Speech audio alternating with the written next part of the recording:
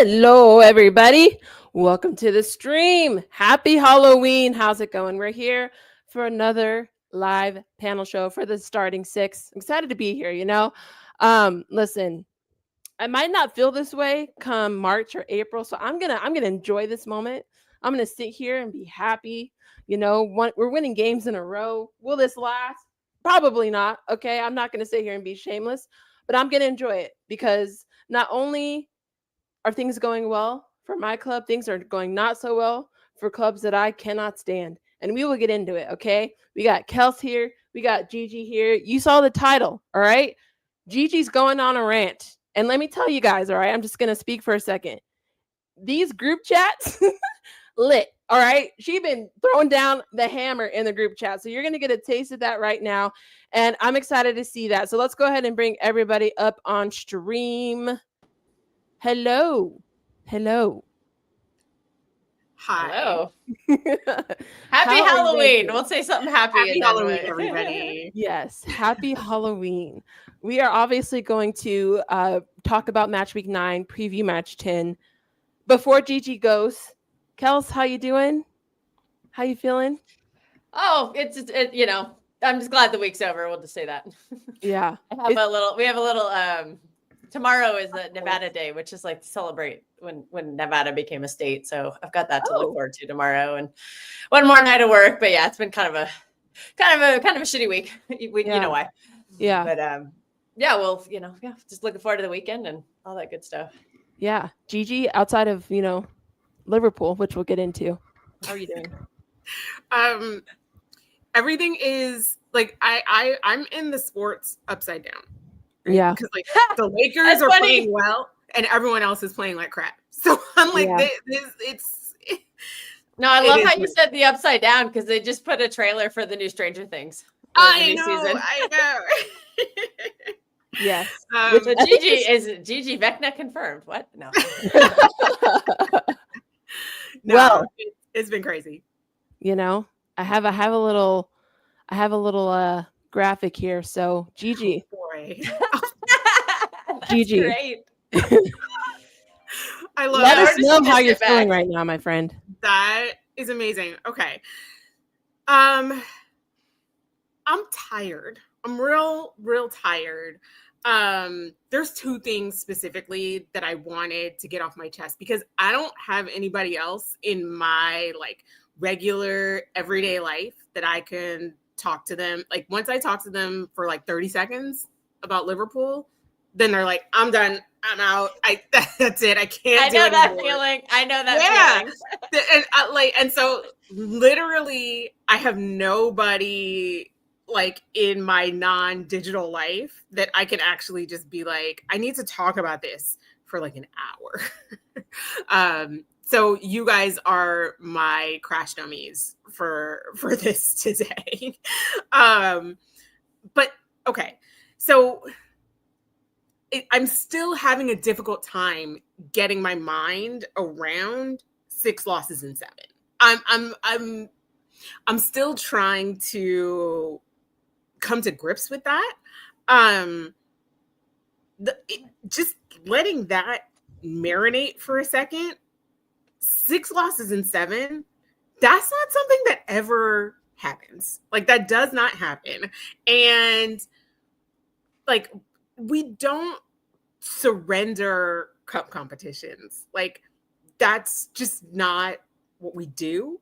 And so when I saw the lineup come out for Wednesday night, I don't even think heavily rotated is like the right phrase.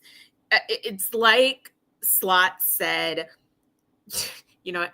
Let's see what happens if we don't even try, which is like very funny given the performances that they've been turning in, because I'm like, how is that any different? Right? Like not trying. What have you been doing then? Like, is what you've been doing, is that trying? I'm confused. And so I really wanted to just kind of take a look at everything that I've seen coming out of the press conferences for Slot, because I need to go through this excuse by excuse and tell everyone why all of the things that he's saying are nonsense.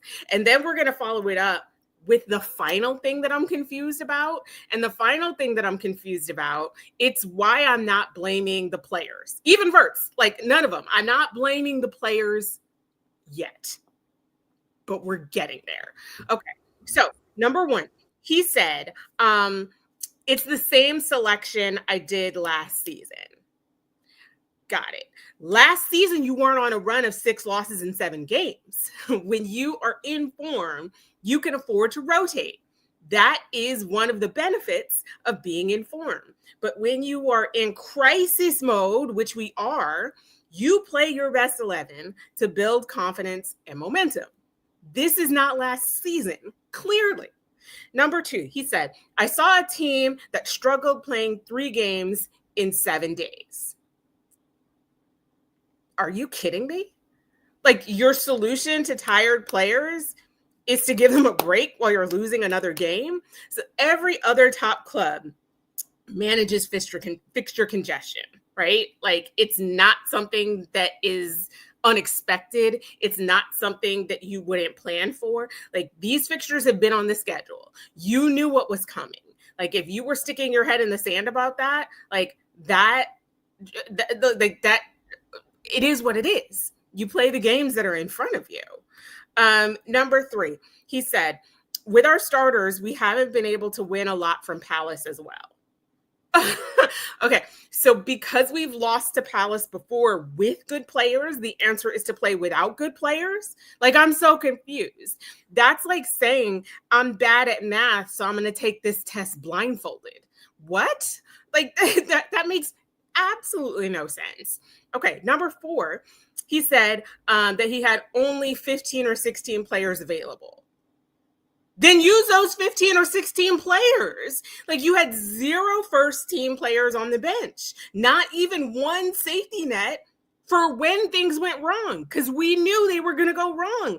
I could have told you. Anyone could have told you. So he essentially went into battle with one hand tied behind his back, and he asked for someone to tie the hand behind his back. He wasn't even forced to do it. Okay, number 5. He said, what if I had played Virgil and Ibu and one got injured? People would say, what a stupid choice. You know what's actually stupid? Losing 3-0 at home and getting knocked out of a competition. Because at least if someone got injured while they were trying to win, you would have gone down fighting. Instead, you literally surrendered before the game even kicked off. Number 6, he said, this club has always used this competition to use academy players. Okay. Traditionally, they use the Carabao Cup for youth when they're winning everything else. Klopp rotated from a position of strength. Slot was rotating from desperation. Like, there is a difference. And like, I'm very concerned that he does not seem to know that. Okay. Number 7, he said, I don't think pressure has changed much after this loss. I disagree. I think pressure has changed greatly after this loss. Number 8, he said, Villa rested in the week and we didn't. Oh, okay. Again, you can't play victim about fatigue. Like, this is just the schedule that's in front of you. Like, you have to just deal with the schedule that's in front of you. Number 9, he said, Manchester City didn't have like their starters either, but their lineup looked stronger. Okay, like, congratulations. You just admitted that you think City has better squad depth, but also, like, of course they look stronger. You played 6 kids under 19. Like, of course they look stronger. And if we thought that the delusion was going to end at the post-game press conference on Wednesday, it didn't, because I just wrote down something from today where I was like, this man has gone, like, he's gotten a first-class train ticket into Cuckoo Town. He said, I think the first half versus Crystal Palace was similar to 60 minutes versus Brentford. we have to address certain other things. If I speak about what we have to improve, people say I'm making excuses. A lot of positives go into this weekend, and the amount of chances we create is still good enough for the competitions we want to compete for. Let me stop and let me go through, because there's a couple of things, right? The first half versus Crystal Palace was similar to 60 Minutes versus Brentford. I disagree. I actually think for the first 30 minutes against Crystal Palace, they looked competent. I don't agree that they look competent in 60 Minutes versus Brentford. He said we have to address certain other things. If I speak about what we have to improve, people say I'm making excuses. Let's pause there. People don't say you're making excuses because you talk about the things you have to improve. People say you're making excuses when you make excuses. These are two different things that we're talking about right here.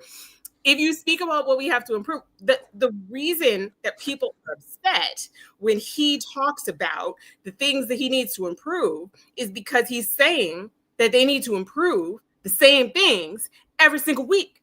You've been saying for the past 4, 5, 6 weeks that we're not good at set pieces. And guess what? We're still not good at defending set pieces. Like, so the thing is, I need you, when you realize something that we're not good at, I need you to then put the mechanisms in place to change that. And so when you keep saying, oh, well, we're not good at throw-ins, or we're not good at long throws, and then you just keep being not good at long throws, and then you just keep saying we're not good at long throws, that's where people are talking about the excuses. You know what I mean?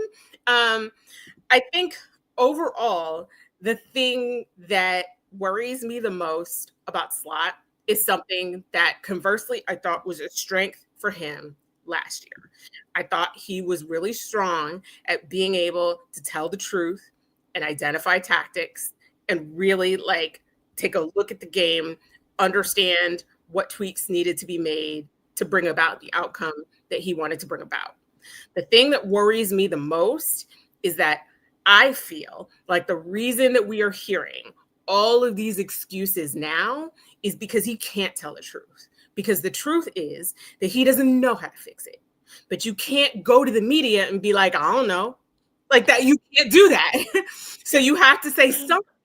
And so he's pulling out the obvious and saying the things that we all see. And I'm like, yeah, like I know. But there's a reason why I'm sitting here in the venting press box and you are at Anfield making millions of dollars, right? Because you're supposed to be smarter than me and you're supposed to be able to figure this out. Like that is the reason why I'm here and you're there. Like, do we need to switch places? Okay. So that is Slot. Now, there's another reason why I'm very, very, very upset with Slot and by extension, Liverpool Football Club. So I'm going to try and explain this using like the best metaphor that I think I can think of, right? Okay, so this summer, Liverpool went to the most expensive grocery store that you can think of. They bought all heroin, high quality ingredients. That Hailey Bieber smoothie. That heroin place, yeah, the $25 smoothie. Yeah, they went to the Erewhon of the football skies, right? They bought all the most expensive ingredients for anything that you would need to make the most delicious, juicy tacos in the entire world, right? They came home to their beautiful kitchen with like marble and like the best stove and like, you know, all these chefs to help assist them, all that kind of stuff, right? And then when the season started, the system that they are using is the recipe for spaghetti. But you didn't buy the ingredients for spaghetti. You bought the ingredients for tacos. And so when you bought the ingredients for tacos, I was expecting to get tacos during the season. You bought the ingredients for tacos, and now you're trying to feed me spaghetti. And that's not what we prepared for. And so if you were going to try and cook spaghetti during the season, why didn't you buy the ingredients for spaghetti? Because anyone who looked at the moves that they made in the market over the summer would not have said, I bet you they're going to play the exact same system they played last year. Nobody would have said that, because the players that they brought in were not the players who would thrive in the system that they played last year. And so I am like, just give me the tacos. Like, you have the ingredients for tacos. Everyone agrees that the ingredients that you have are top quality ingredients. Why are you trying to feed me spaghetti made of taco shells? Just give me the tacos. And so that's the reason why I don't think it's on the players just yet. Because if Frimpong and Kirkes are taco shells, you can't then put them on my plate and tell me that they're spaghetti noodles. They're not spaghetti noodles. They're taco shells. So why are you trying to make me eat them like they're spaghetti noodles? Frimpong and Kirkes bomb forward. Why are you trying to make them a traditional right back and a traditional left back? If you wanted a traditional right back and a traditional left back, why didn't you just buy a traditional right back and a traditional left back? So this is the disconnect that I am really trying to figure out, because legitimately, I can't understand what the plan was. And so that's the thing that worries me the most, because I was truly under the assumption during the summer, when I saw the players we brought in, I was like, oh, we're going to change the system. Like that's just what this is telling me. And then I figured, okay, like, maybe the system isn't changing because, things were like very up and down at the beginning, right? Our entire midfield was having babies, like people were getting injured, like, things were in and out, like the rotation was weird, right? And so I was like, okay, like maybe that's it, right? And so I definitely expected to see a change in how we were setting up, but there was never any change. And so I was like, if the goal was to play 4-3-3, why did we bring in the players that we did? And if the goal was not to play 4-3-3 and to play with the players that we now have, why are we still doing it? Like I didn't understand that part. And now everything feels so incredibly dire that it's like now anything feels like desperation. Anything that you do, whether you're clinging to the system that we played last year because you don't want to give it up, whether you make a drastic change, but it's like, do you even have enough time on the training pitch to like implement all of these things? Like, I'm very, very confused by things. And a lot of the play that I'm seeing from the players leads me to believe that they are also like very confused by things. Nobody seems to have a clear understanding of like how they need to play and how they want to play, except for Ekatike.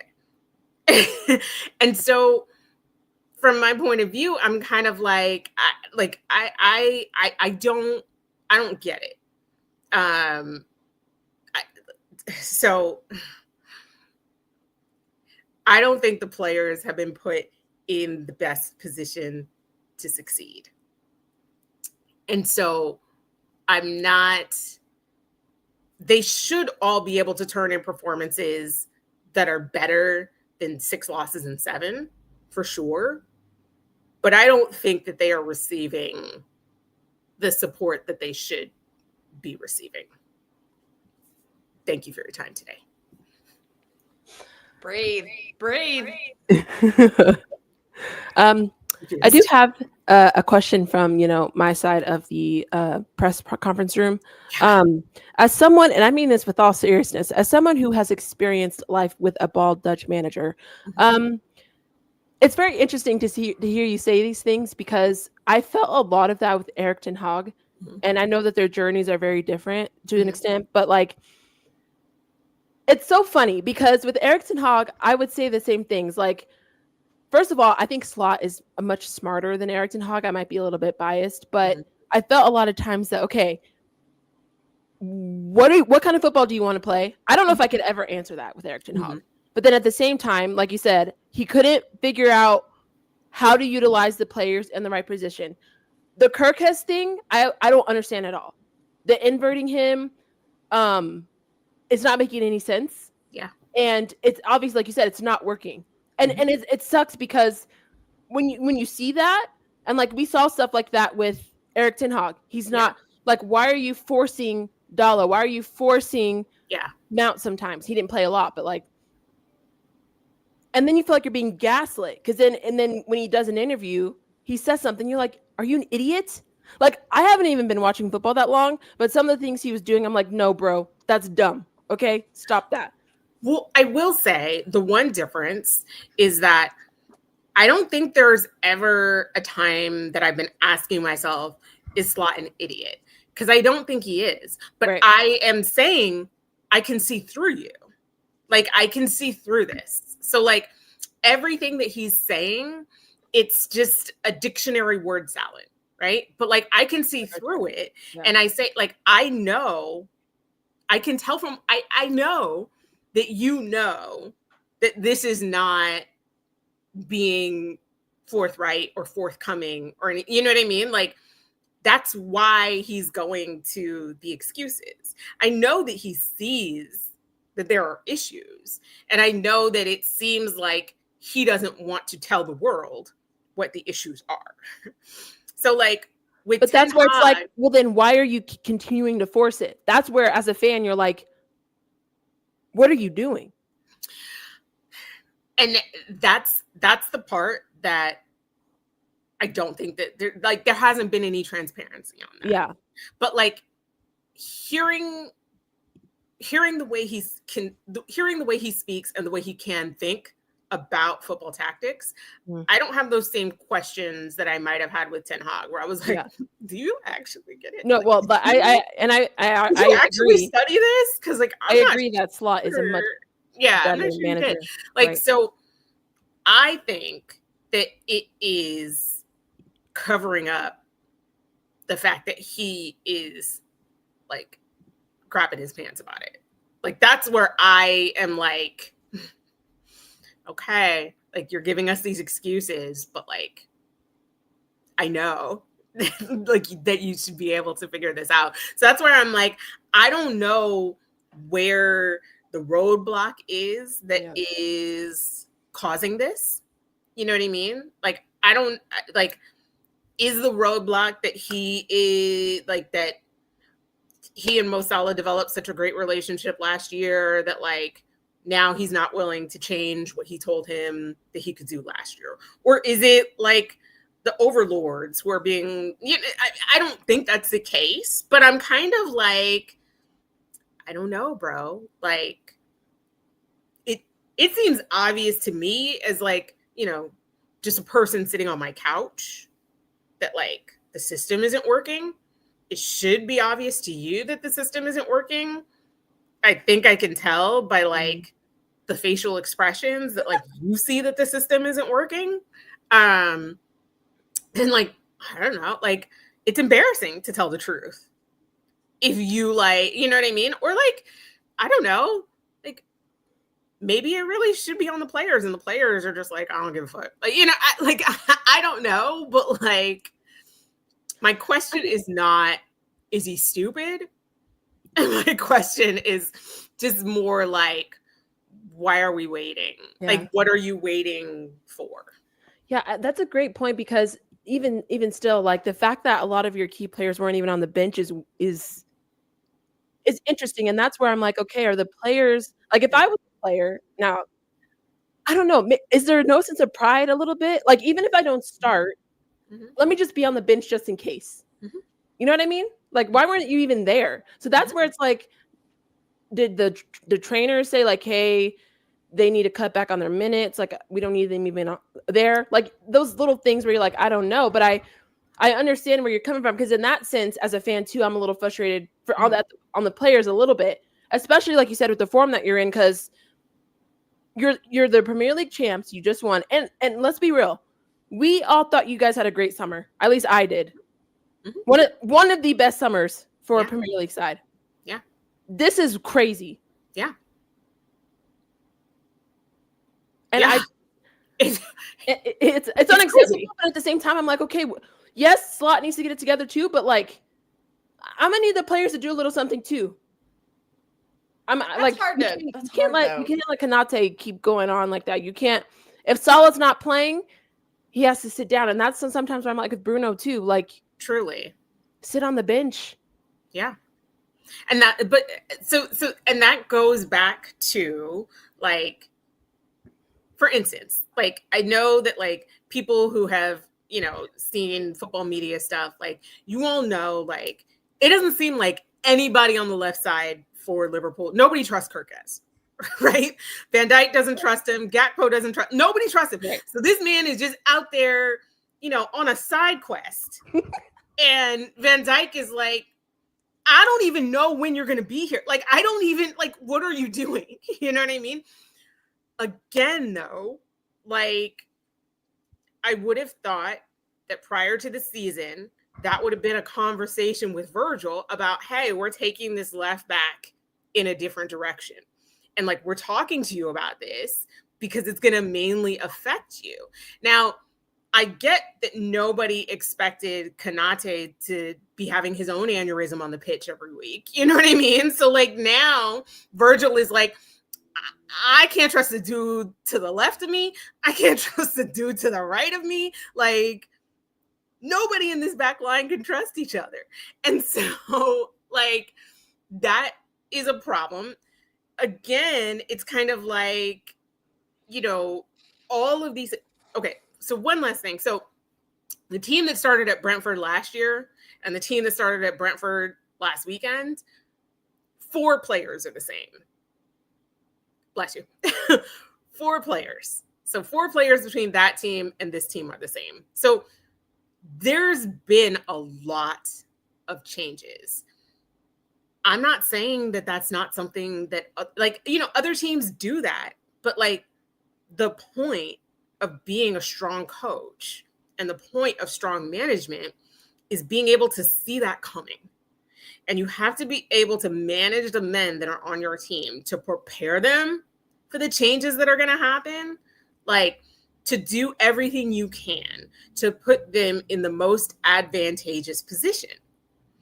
And it's obvious that that has not been done.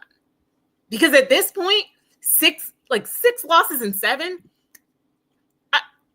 my brother in Christ, you should have tried every other shape. Like every other one. Like anything that you can think of. You should have tried 10 at the back. Like whatever. Any other shape should already have been rolled out there.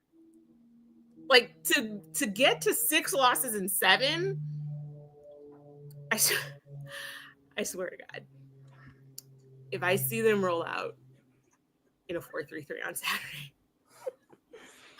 I'm gonna throw my flat screen off the balcony. I'm gonna lose it. She's going 5 at the back. 10 at the back. Like literally, like just keep a clean sheet. That's it. Oh, that's gonna be tricky. A 0-0 draw. Just like literally put everyone in a semicircle in front of the goal. Just don't move. That's it. What do you think, Kels?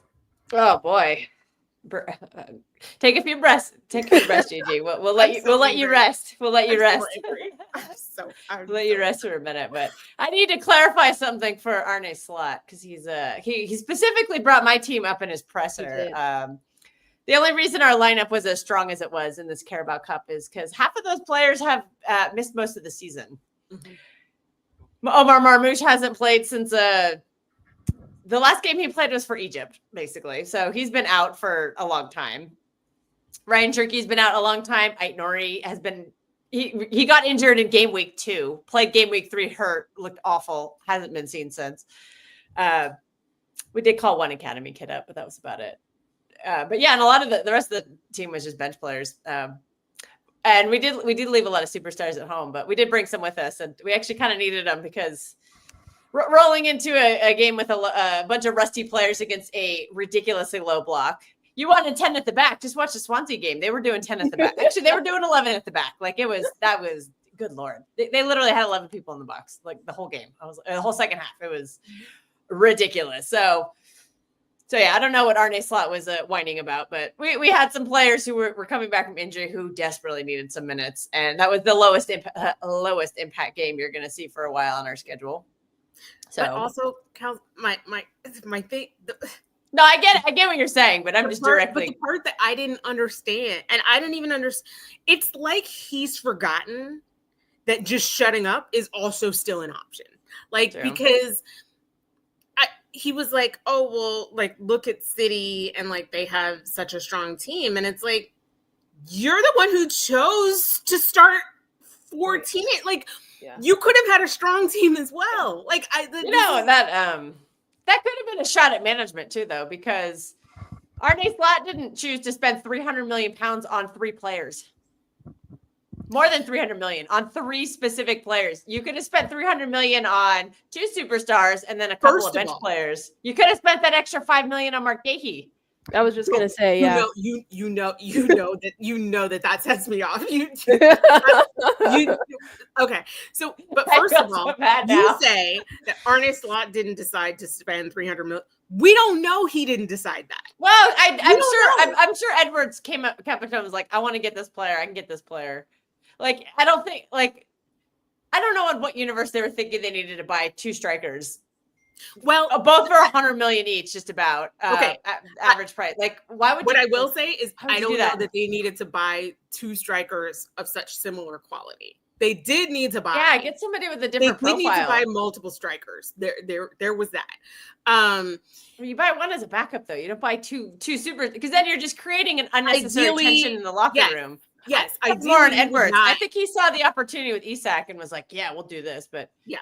I think Ekitike fits your team better.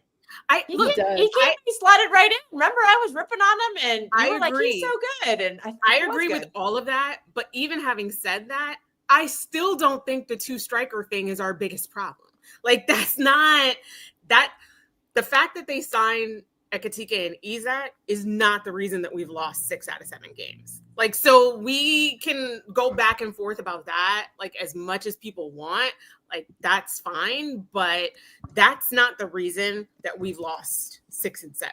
And so what I need them to address is like the crisis of losing 6 and 7. If the biggest crisis was like, oh, Ekitike and Isak are both going to wind up unhappy, absolutely. That could be a contributing factor, because like I know you guys are desperate to get Isak fit, and the only way he's going to fit is to play him.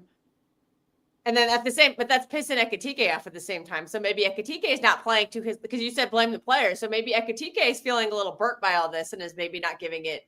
First of all, his all. That could be a thing. The fact that we've given up 18 goals, 20 goals, like that's not an Ekitike Isak problem. Like that's not the main. It's not the main. I would love for that argument to be the main reason why I'm upset. Yeah. If that was the reason that I was upset, I'd be coasting. It's probably a very, very minute issue, but it might be. Yeah. It's like a 1% issue, but you have 80% of your issue is the back. Actually, a lot of it is the midfield too.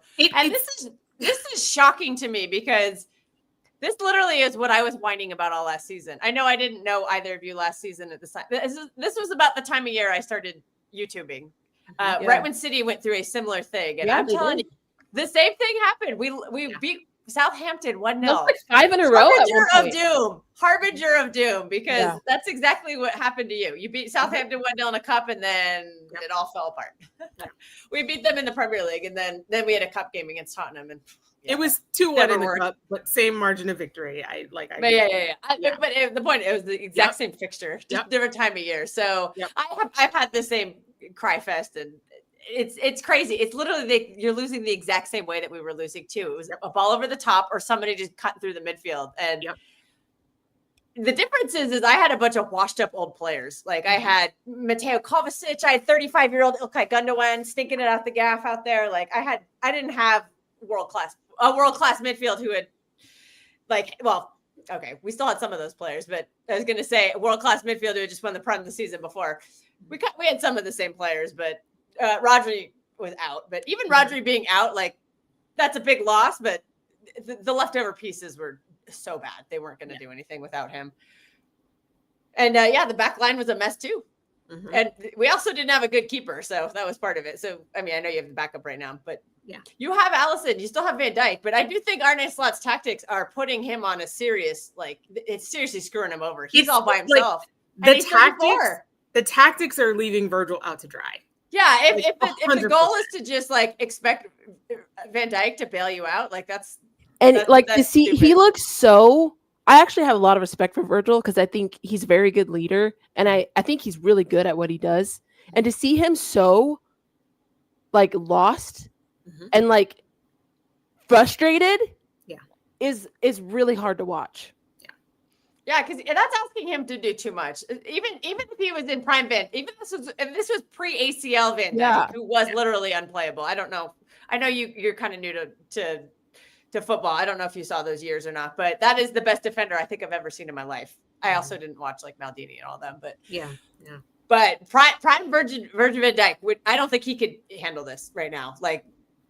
He can't handle it. And now he's 6 years older than that, and he's had a major surgery. He definitely can't handle it. He's trying his best. He's giving it all. I can't knock him at all. But the manager has to. He's also not playing up to the level that I would expect him to. I will say that. How can he's having part of that is tactics, but honestly, you're not ready for this. Part of it is father time is coming for him. Yeah, he's having to try and read Kirkes's game. He's having to try and read Konate's game. And then on the other side of Konate, you have no idea. I have no idea what Frimpong's doing. When Bradley's in there, you're worried that somebody is gonna cough on him and his leg is gonna crumble. It already has. So there's just Connor Bradley, your time is now. There's just so much. He tried to take out McAllister. Honestly, he probably should have. If you've seen the way McAllister's been playing this year. But you're also seeing some of the same parallels because I know you don't even have a real DM, but the one who's been playing there has been missing, and you see what a difference that makes. Mm-hmm. So that's a big problem with the midfield. The midfield has just lost its balance. I know because they have to play Florian Wirtz into form. They have at the time it was the Premier League record signing, and I know Isak has since surpassed that, but that's throwing the balance off. And last season he found that balance. So the problem starts and ends in the midfield, it always does. Because if you're that easy to get through, you're gonna lose games. And I'm saying this just from experience. That happened to my team last year. So I know what you're going through. It's rough. Hang in there. Venting is good. If you got plenty to whine about. I mean, we'll listen. If you the venting press box. If he keeps rolling out the same system and he keeps not searching for a new solution, I don't see how the results are going to change. So I'm how many losses in a row is it going to take? What would be the number of losses in a row where people would actually be okay, you got to fire this guy? And that's what you try that formation you did at Frankfurt. I know it's Europe, and I know they had no back line, and they're not very good, but would you at least try that? Because it's not getting easier this weekend. Aston Villa have a really in form midfield right now. Like Onana is a destroyer. Everything And if should be Kevin Burke's tried. coming off an injury, he's going to struggle against a destroyer who's just had a man of the match performance. Kamara, Tielemans. I always mix up Tielemans and Kamara. He's a center back, but Tielemans is that guy's a bruiser, man. They just go. They're machine. And Morgan Rogers, they're just machines. They just run. And then you got that little twat, John McGinn. He's the guy you hate. You just hate him when he's not on your team, but if he's on your team, you love him. He's one of those guys. I fucking hate that guy. Every time he goes to ground and starts crying, I'm like, I kind of wish somebody had really taken some. I wish somebody had broken a bone on you. I'm sorry. Like I want someone to give you something to cry about, and I mean cry real tears, not these damn crocodile tears for the past 10 years. Little Scottish twat. So before we get to City for a bit, Gigi, yeah, what do you need to see tomorrow? Is that game tomorrow? I think so. I could be wrong, but I think it is. I think it's a late game. I want to go back to a factory reset of the back line. I'd like to see Robertson, Van Dijk, Konate, and Bradley. That's the back four that I want to see. Grav is going to be fit, so I want to see a diamond midfield of Gravenberch. It's going to have to be McAllister because Jones is still injured. Soboslai. And then I want to see Verts in the 10. And then I would like to see Ekitike, Isak's still injured. So Gakpo, Ekitike, and probably Salah, but I wouldn't mind if he let Chiesa play the first half. But that's what I want to see. Fairs. And a win. Yeah, I mean, okay. That's fairs. I'm just curious. Yeah, we'll see. We listen. Liverpool fans will be on that lineup, so I was just curious to see what you wanted, and then we'll see what Slot does. Because I mean, what do I think he's gonna do? A 4-3-3. That's what I think he's gonna do. That would be crazy. Yeah, I think he's gonna play a 4-3-3, and we're gonna get slaughtered again. Yeah. All right. Well, you know, do you feel better? I at least hope you feel better. Getting that out of your system. I feel like I've identified the issue, and it's just a matter of like, do people, is this enough for people? Like the Crystal Palace admin is consistently trolling us. Yeah, their bio. You have no pride. Yeah, that's what I'm saying. I know. Like at some point, just call a players only meeting and be like, yeah, he's going to tell us to line up in the 4-3-3, but like, guess what? Like that's what we're going to do. I would love that, honestly. We're not like, I know he's going to tell us to do that, but like, we're not going to do it. Okay. Oh, dude, if any of you old Craigs in the chat, we'll pull a 2010 France, a mutiny. Let's do it. 2010 World Cup France. Give me a mutiny. Just, you know, like we're just not going to do that. Gakpo's going to fake pulling a hammy. And so he'll be forced. I think Palace definitely. Yeah, Palace have become a bogey team. Well, welcome to the party. They've been a bogey team for us for years. That's crazy. All right, we're going to switch. We're getting closer now here, but we do want to switch. Before we switch, I just want to say, somebody in the chat, I don't remember who asked it earlier, but they were like, oh, are you going to sit Slot? Like, I mean, are you going to sit Salah? Like, who's going to replace his output? And I'm like, what output? Yeah. Oh, that good. I'm hearing people call for Chiesa over Salah. How the mighty have fallen if you're asking. I mean, for I don't think Chiesa, you can't play him a full game. Guys, you gotta. Where in sports discussion have we ever like gotten to a place where we can't accept that sometimes a player is not on the form? Yeah, they need to sit. It's not saying that they aren't good. Like I don't know where we got to this place where like if Gigi says right now, I think Salah needs to sit the bench. She's not saying Salah is trash and needs to get out of my club. Like, I know that I think it's silly that when someone says right now I would be okay with starting Chiesa, that's not you saying Chiesa is better than Salah. You know what I mean? Yeah. It's just interesting how like people think now. I would like to not lose 6 and 7. And so whatever we can switch up to make that happen. He can throw a tantrum. I don't care. That's where, as a manager, I don't care. Yeah, I don't care. I don't give a crap. If you're not playing well, you're sitting down. I don't know if you guys saw the El Clasico, but that's where Vinny Jr. was pissing me off, but that's a whole other thing. But sit down. Anyway, we are going to switch for a long time, though. Because Kels said she wants to vent a little bit, too, because I know City won midweek, okay? But they lost, all right? They lost 1-0 to, who was it? I forgot. Aston Villa. Oh, who Gigi played next. Yeah, this is not too. Yeah, this is not. Like I said, that's why I said be careful about their midfield because I just watched them destroy mine. But okay, this is it's a venting. It won't be anything like what Gigi just did. But no. I was very disappointed with the Aston Villa game. Yeah, what happened? Well, we lost the game because the manager set the team up wrong, and I'm very frustrated by that. My biggest gripe is he's been messing around with the back line that just has been very good. I don't understand why he is shoving John Stones in there. John Stones, look, I appreciate all you've done in the past, buddy, but you're 31. You've had a million hamstring injuries. Quite frankly, you're washed up.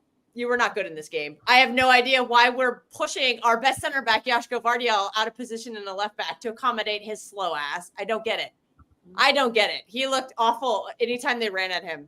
And you had a great partnership. Ruben Diaz, Joško Vardiel, that's a great center back partnership. It's one of the best in the league. It got us a bunch of clean sheets.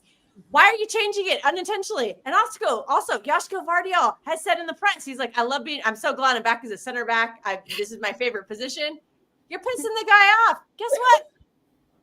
You know what? Bayern Munich might come stiffing and say, hey, Joško, you can play center back for us. We won't put you at left back. And he might say, yeah, I'm out of here. So stop dicking around with it. Just because of fucking John Stones, man. This guy is usually by this time of the season, I don't have to worry about John Stones because he's taken himself out of the lineup with a hamstring injury. But unfortunately, that hasn't happened yet. So I'm stuck watching him. I think he hurt us in this game. He is not good enough. And then the rest of that midfield was hot garbage. Well, not Phil Foden. He's fine. Unfortunately, Nico Gonzalez was not able to start the game. He had picked up a knock the game before, which is at Villarreal, because that human predator who used to play on Arsenal decided to take him out, just like he took Rodri out the season before. So I don't know what stick is up that guy's you-know-what, but we'll just say there's a special place waiting for you someday, buddy. Hopefully it's a cold jail cell. You can look up why if you want on your own. So anyways, Nico Gonzalez unable to start the game, unfortunately. So we had no DM. We had to play Tijani Reinders as a DM, and we've learned this lesson before. He is terrible as a 6. I would have started Mateo Kovacic, but I did find out after the game that he's actually injured and he can't play because he didn't play in the cup game. I thought he would start it. He's having some complications from surgery. So basically, on a team that potentially had 4 DMs, we were down to the worst option. Rodri injured again, unfortunately. Rodri has not played in that fixture in 3 straight seasons now. And no surprise, we've lost all 3 of them. Oh. Yes, in the 4-peat season, we lost 1-0 because Rodri was suspended for getting a red card for choking Morgan Gibbs-White. And then last season, he had the ACL, and this season, he had a hamstring problem because Pep did not manage him properly. Shock. We won't go into that. Holland carry job. Here we go. This talking point. Anyways, so Tijani Reinders weighing over his head, as we saw before. We saw in the Club World Cup at Al Hilal. He cannot handle being in the middle of the pit, being as a 6. He just can't do it.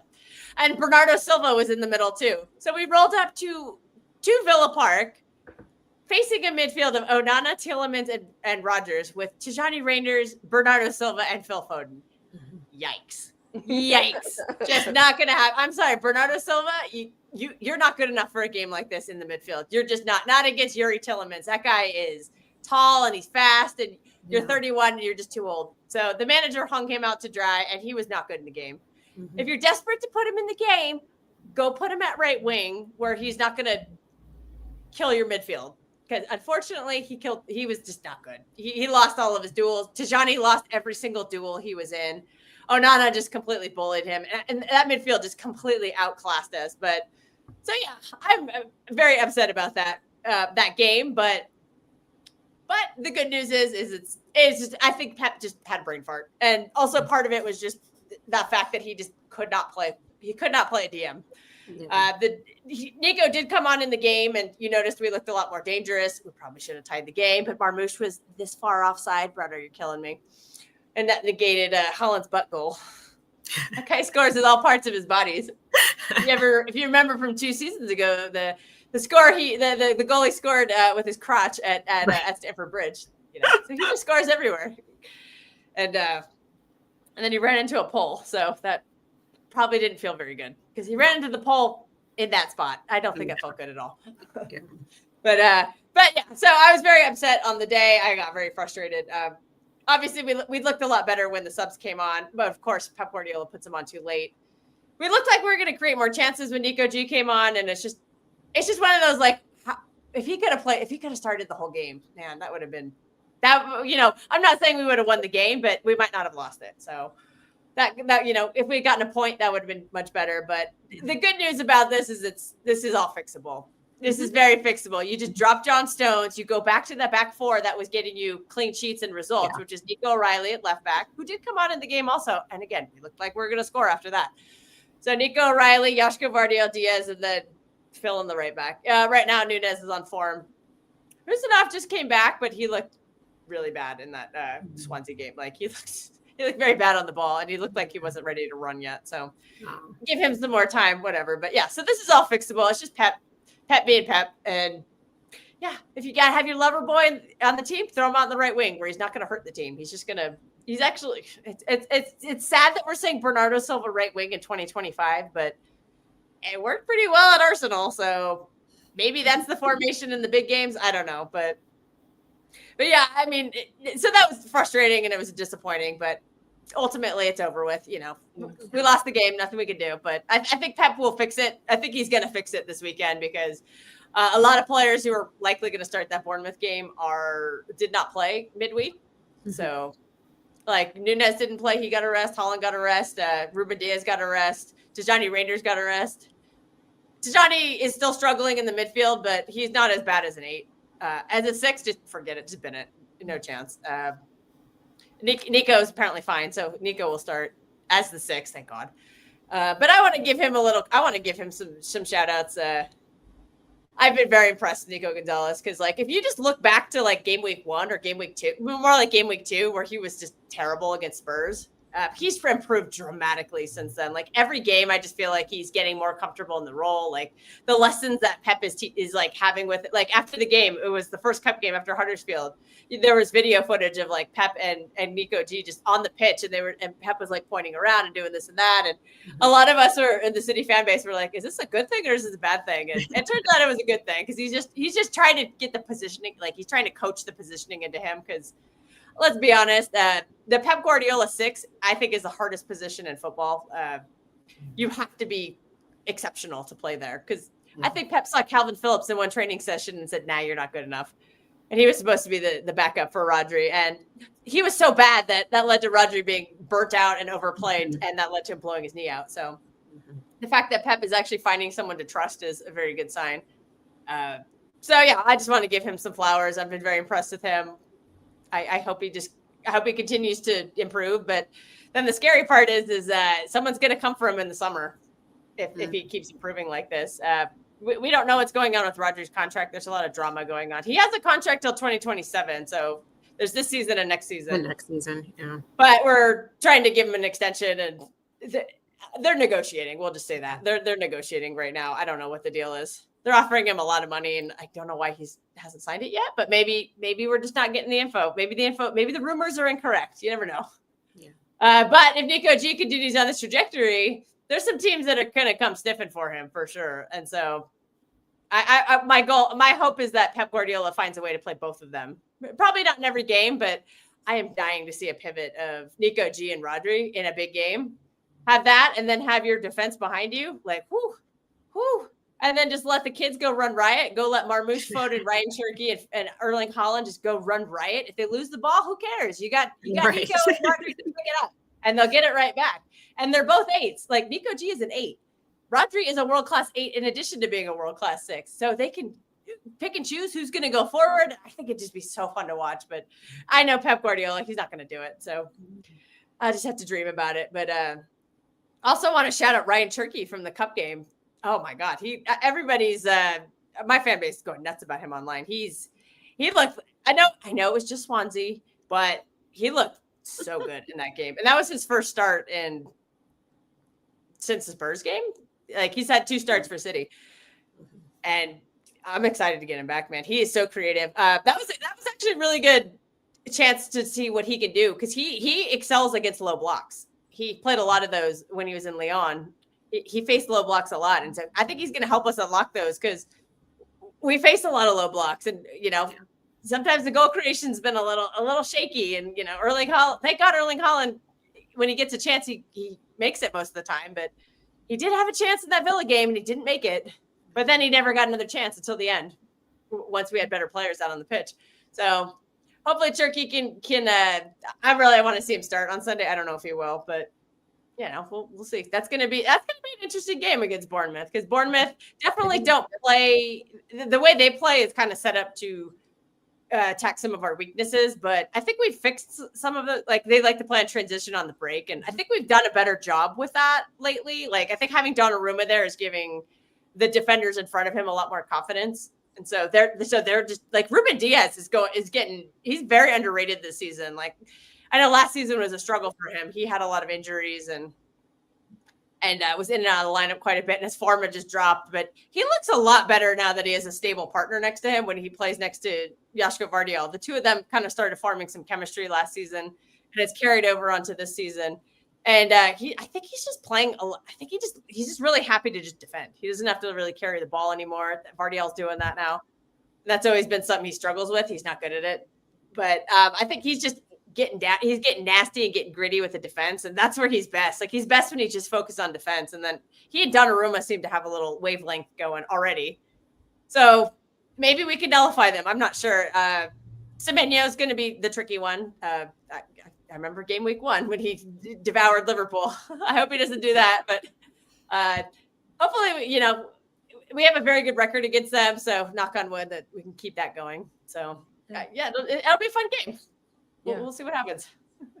Yeah. And that's where I think too, I know people are saying, we joke around, it's like Arsenal's going to win the league, but it's so early. Like you can't really say who will or who won't. 'Cause I think City are on their way back up. Liverpool could figure it out. It's not, I wouldn't discredit Liverpool right now. I know things are looking dire, but I wouldn't count them out personally. I'll just say this. This time last season, City had 0 losses. We were undefeated this time last season. And we all know it fell apart. I'm not saying it will for Arsenal, but it could. Yeah, I see them struggling, and I think they're going to really struggle against some low block teams coming up. That's their weakness, and I just think they might encounter more like 0-0 or like 1-0, like you know what I mean, than they think. But like I still don't think that it's going to be like I don't see people scoring on them, which is the problem. Somebody will. They have not faced like a transition team yet, really. I don't think. I think a Bournemouth could hurt them. I really do. They could, yeah. But I think Semenyo can bully the hell out of them for sure. But when I'm looking at it, Gabriel are not good in transition. Like at this point, they need to encounter quite a few of them for it to be able to like make a significant difference. Well, City created the blueprint on how to beat them. You take away their set pieces by defending better in the box. Yeah, that's all they have. And then you just give them the ball, and they lack creative players. I keep saying it, and nobody believes me. They just think I'm a hater, but they are not good at creating chances in open play. And we should know this by how many set piece goals they have. Like I don't understand that's like how they're scoring is set pieces. Yeah, why'd you buy a striker? It was a waste of money. Guy, like, I mean, I know he racked up a few charity goals against Leeds, but he's looked like crap in all the other games. He looked like crap in all the big games. He looked crap. Yeah. He looked awful against United. He was invisible against Liverpool. He did nothing against City. It's very easy to mark him out of a game. And then you're playing with 10 men on the pitch. And again, why? Because they don't know how to use them. Yeah, because they don't have the players too. Exactly. They don't build up very well in their play. They don't have a lot of creativity outside of Saka. And I keep saying this, they don't want to hear it. Like, the big reason of that is Declan Rice is not good with the ball.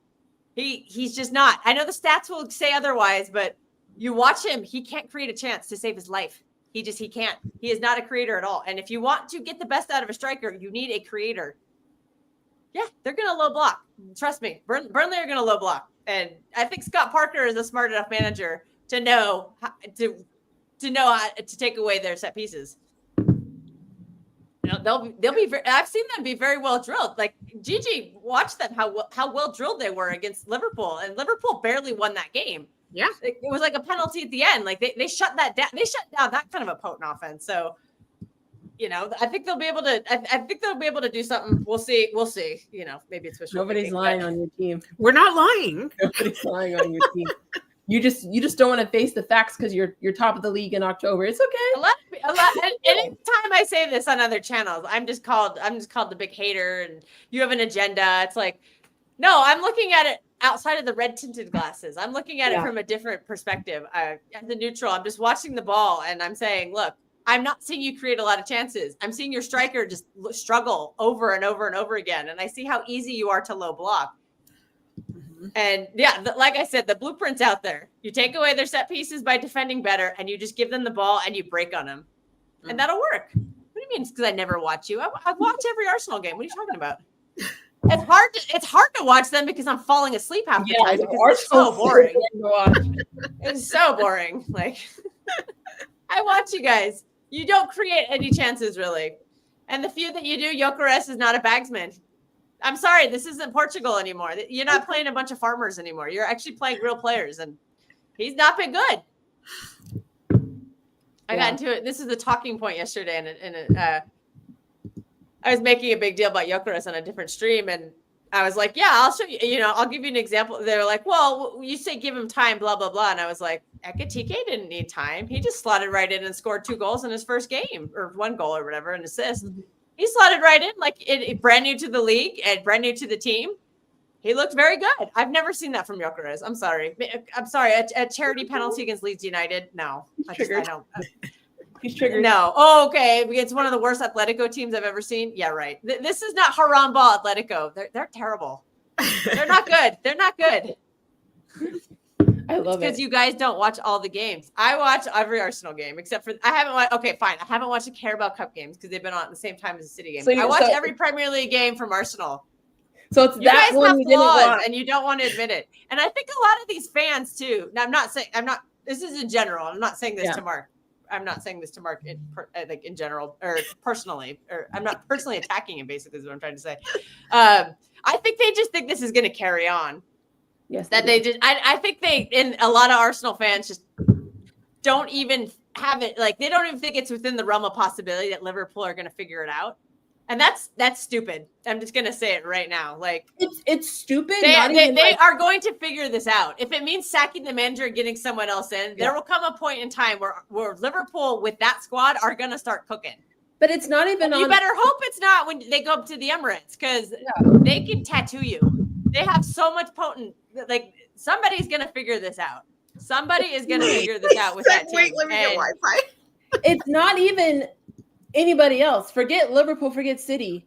Why are you thinking this about your club? When you have done this season after season after season, you still have Arteta, and all of a sudden now you're going to figure it out magically. I don't understand that logic. You play too many defenders, honestly. Like, you have 4 center backs who none of whom are that good with the ball. I don't think. Calafiori's all right, but Arsenal and Liverpool are like flip sides of the same coin. We have too many attackers. They have too many defenders. It's too defensive, man. I'm sorry, but if you want to get something out of Declan Rice, like or out of Gyökeres, I don't think Declan Rice is going to be a part of that. I'm sorry. I don't rate the guy on ball. I just don't. Off ball, he's one of the best in the world. I would never say he's not. I think he puts the defensive into the defensive midfielder. Like he's so good defensively. Like he's fast, he's physical, he wins the ball back. Like he's great at that. I just don't rate him on ball. Yeah. But that's where I lose respect. If you're counting on it, I don't think praying for an injury is the way to do it, man. No. I don't agree with that. I think that's bad karma. Yeah.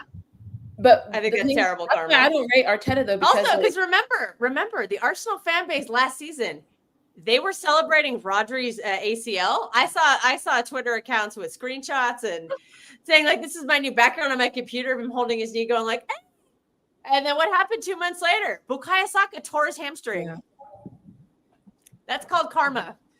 And also, that's a really bad injury for a young player to get. So he already had one complication with it. You better hope that doesn't happen again at an inopportune time. Yeah.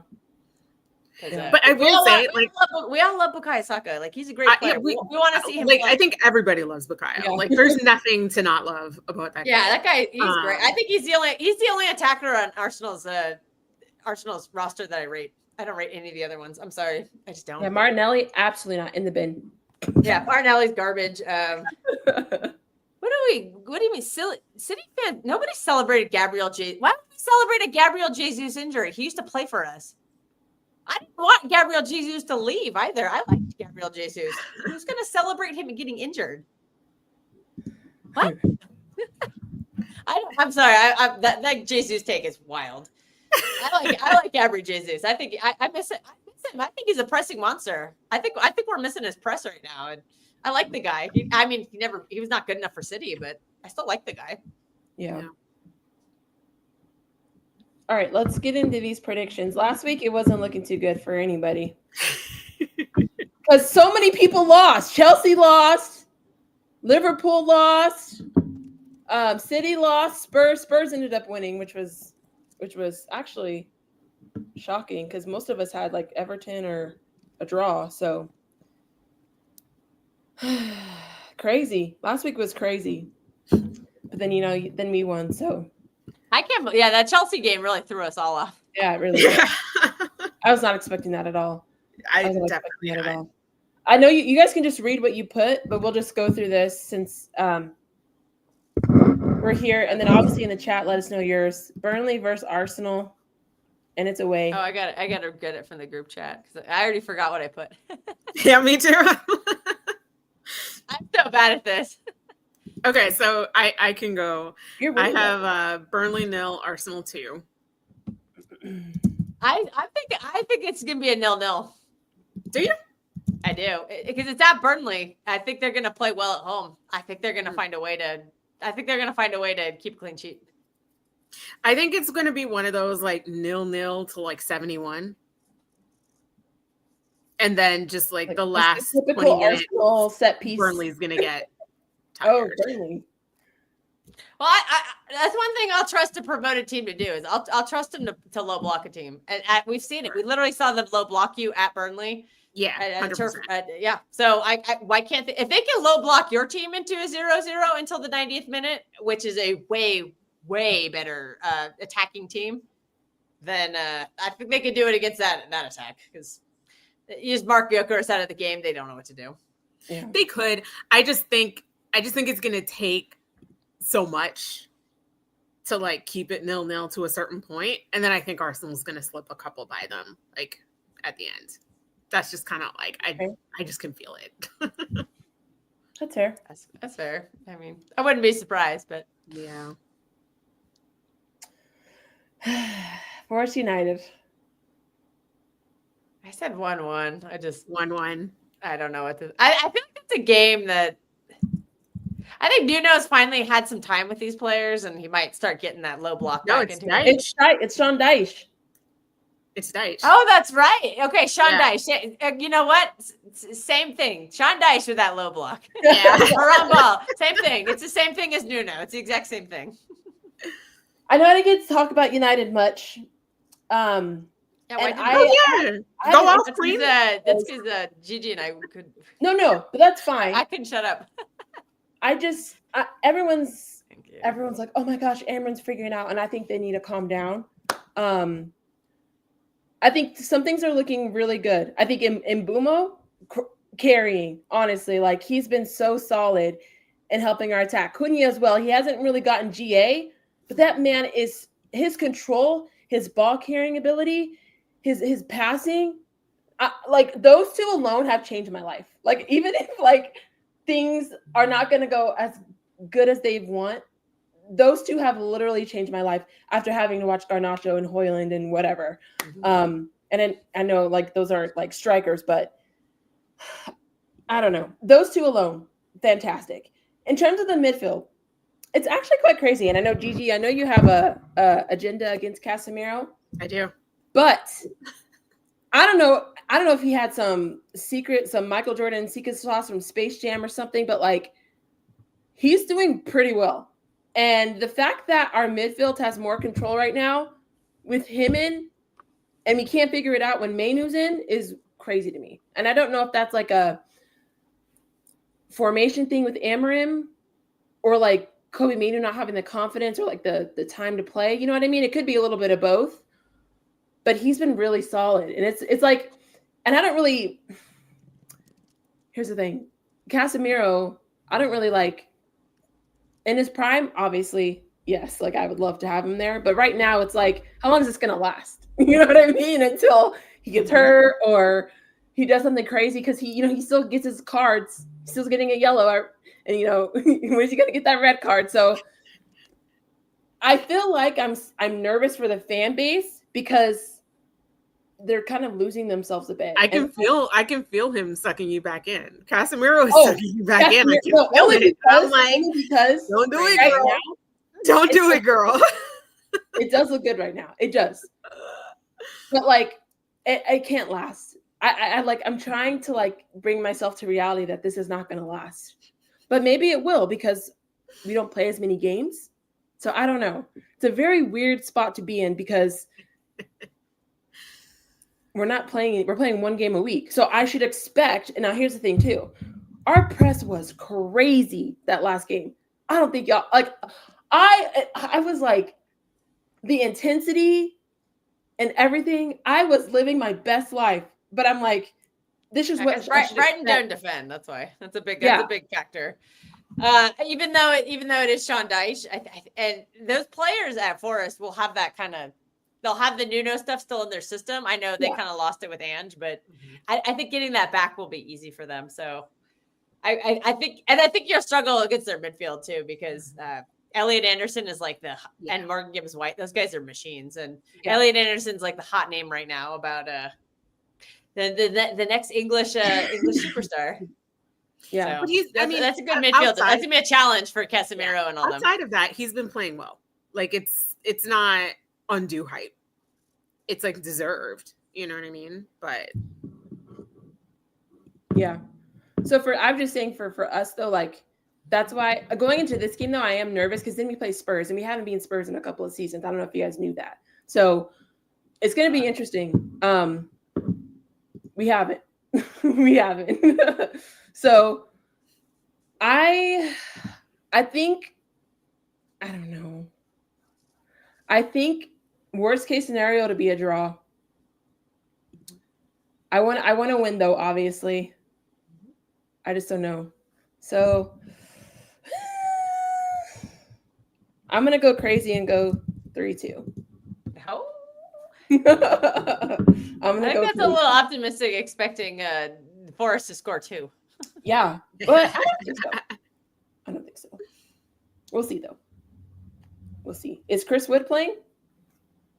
I would imagine. We'll see. I don't know why he wouldn't. Is this? Oh, I wanted to ask. Is this a derby? Yeah, it's a London derby. Yeah. Cool. Yeah, it's at Anfield, the Villa game. Spurs Chelsea. Great time for them to play each other, in my opinion. Hey, drop some points, someone. Yeah, for you, definitely don't want to draw. Someone needs to like lose outright. I would say maybe for us too, but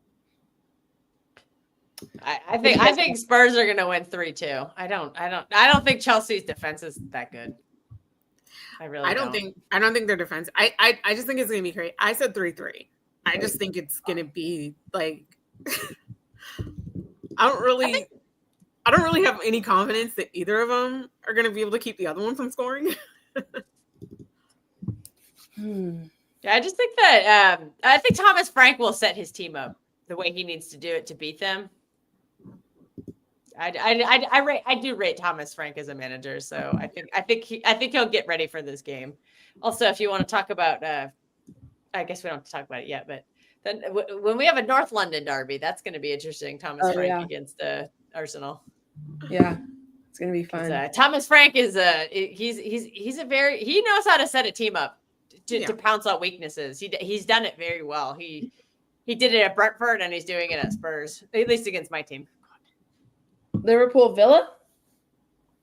What did I say? Liverpool 1, Villa 2. Oh, you're thinking you're losing. 3-2. I don't think we're winning again until the manager changes, the system changes. I wasn't expecting that at all. I don't think we're winning again until they change the system. I think you'll draw. Yeah, I think you'll draw. I don't. Okay. I'm gonna go 1-1-2. I think Villa have found their form at the worst time for Arsenal. And you can bet Unai Emery is going to set his team up properly because he does that in big games. It's at Anfield though, which I know they've lost. I mean, we just got smacked up 3-0 there. I think the aura of Anfield is gone this season. Yeah, they've had a lot of it's not been good there lately. That was one game. I think Liverpool 2, Villa 3. I think there's gonna be some goals in this game. Ollie Watkins is going to find his form. I mean, I would love that. We'll see if it happens. City Bournemouth. Because this game is at the Etihad, I have a little bit more confidence. I think it's going to be 3-1 City. I think we're going to get a repeat of the first game of the season. I think it's going to be 4-2 City. A 4-2. It could, yeah. Semenyo could do some damage, but I mean, I think it's going to be almost like exactly the same thing. Like it depends on the wing he plays on. Yeah, because if he's on the left wing because he switches wings a lot. If he's on the left wing, I feel a lot more confident with that because that's on Ruben Diaz's side because Ruben Diaz is the right center back. And so I think I think Nunes actually has the pace to deal with him. And I've had a lot of issues with Nunes, but he's cleaned up a lot of the bozo moments. So he's gotten a lot more reliable. His last bozo moment was when he gave a penalty away at Brighton, but he's been really solid ever since then. And he's very pacey. Mm-hmm. And so I think because if Semenyo's on the left, then the right side it'd be Diaz backing him up. And I think the combination of Nunes's pace can deal with Semenyo, and then Ruben Diaz's physicality can deal with him also. So, and to be honest, they don't score a lot outside of Semenyo. He's kind of like the guy. Mm-hmm. So if we focus everything on him, don't do something stupid like play fucking Rico Lewis there or some BS like that. Like, sorry for the language, but yeah, they've historically not played well at the Etihad, so we're just gonna hope that keeps on keeping on. We've had a couple of tight games there lately, but last season you'll remember Omar Marmoush had goal of the season against them, so maybe he can. I'm hoping he comes back into the starting lineup and can uncork one of those again. Yeah, I just don't think Semenyo could get more than 2. And then I think like Holland will probably score. Like you guys will get some goals. Yeah, Holland will score. I can see I as much as I want Ryan Cherky to start, I think he's more likely to come off the bench because the nature of his injury. I know like the whole City fan base is just dying, especially after his comments after the game because he's not very good at English, and so he was saying that he wants to pleasure everybody when he plays or something. Yeah. That's adorable. I was like, of course the Frenchman said that, right? It's because I'm actually surprised he's doing interviews in English, to be honest, because from what I heard, he didn't speak a lot of it, but he literally says he just wants to pleasure everyone. So, wow. Pretty good stuff. All right. Wow. Well, thanks for joining. I'll y'all. send you the Thank quote. I'll send it to you. Yeah, put it in the chat. That's hilarious. Yeah. Are you guys doing any? Are you trick or treating? Any of that? And I have to work. I have to work tonight. Oh. And Yeah, I then gotta hang out. tomorrow's Nevada day, so I have to wake up at the butt crack of dawn and bake some stuff to. It's like it's a small town. It's a big party. Yeah. So Yeah. the whole town shuts. The whole main drag of the town just is a big parade, and it's a family event. Even though I think only one person's coming, but whatever. And it's just fun. Yeah. So I'll be missing all the games tomorrow, but we'll be back. We'll be doing a watch along on Sunday. Yeah, your game's Sunday too, so it's you won't miss your game. Yeah. So I'll probably when I'm baking in the morning, I'll probably have something on. I don't know who plays first. I think Arsenal. Let me check. I have to look at the game. Oh no. Times. Well, there's a ton of games at 10. Yeah, which is 8 for you. Yeah, we're in that weird phase where America hasn't changed time yet. Yeah. UK has, so we're only 7 hours apart. So all the games that usually start at 7 in the morning are going to start at 8 in the morning. Yeah. There's like, anyways, I'll have something on while I'm baking tomorrow. We'll just say that. Oak comes at the very end of the show. Oh God, everything's. You missed it. Rewind. Okay, so there is no early game tomorrow. Oh, there's a night game tomorrow. Oh, Liverpool Villa. Yeah, Liverpool's the late one. Yeah. I actually might be able. Because usually there's like stuff going on after the parade and stuff, but if nobody's around, I'm just gonna come home. So maybe I'll watch some of the game. Yeah, that's a late. I didn't realize it was at 8 p.m. Saturday 8 p.m. That's a good time slot though. I like that. So I'm excited. Whatever. It's not a good time slot if they don't change actually, it. and then in 30 minutes, I'm going to do a match preview. Patrick can't do his match preview, so I have to do it for him. We try to go for a quick run and then do the stream in 30 minutes. So, Drew City Fan TV, come watch me preview the Bournemouth game. Are you doing that right now in 30 minutes? 30 minutes, yeah. Oh, goodness. Yeah, let's let me look it up. Thank you guys again for joining. If there's any last things you want to say before we head out, and then we will talk to you guys next week after Matchweek 10. Yeah, don't play another 4-3-3. I'll be very angry. I can do next week. Yeah, that's okay. Sorry, I'm leaving for vacation on Friday, but not till at nighttime. My flight leaves at 6. Okay. I'll be flying through LAX, Gigi. Oh yay! Are you going like out of the country or? Yeah. Nice. There's no direct flights out of the airport I go to. So actually both times are through LAX. So nice. Big up, Robbie. We do have a direct flight to LAX at least. Right. Yeah. Yeah, you missed it. You got to. It was a great one. So make sure you go back. Oh yeah. Clear 30 minutes from your schedule. Yeah. But hope you feel better after that. Venting is therapeutic. It is. It is. And there's nothing I can do about it. So I just got to sit here and take it. Well, we'll see. I can't wait to see that lineup for sure. So we'll I know. Thank you guys again for all the support. Thanks for hanging out. We'll see how these matches go. You guys have a great weekend. Be safe if you're going out for Halloween, and we'll talk to you next time. Goodbye. Bye. Arteta in. Hammerman. Button. Hammerman. Go.